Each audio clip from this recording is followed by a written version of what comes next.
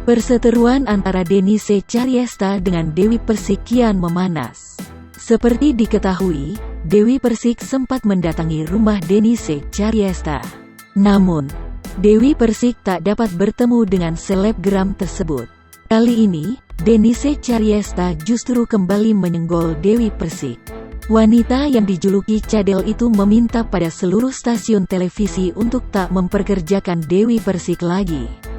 Hal itu diungkapkan Denise Caryesta dalam unggahan Instagram TV di akunnya @DeniseCaryesta, Jumat tanggal 11 Juni tahun 2021.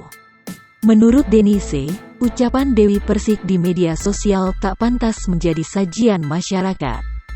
Selebgram yang juga berseteru dengan Uya Kuya itu menilai ucapan Dewi Persik begitu parah hingga tak layak untuk terus dipekerjakan. Ia lantas mengimbau pada seluruh televisi untuk tak mempekerjakan Dewi Persik lagi.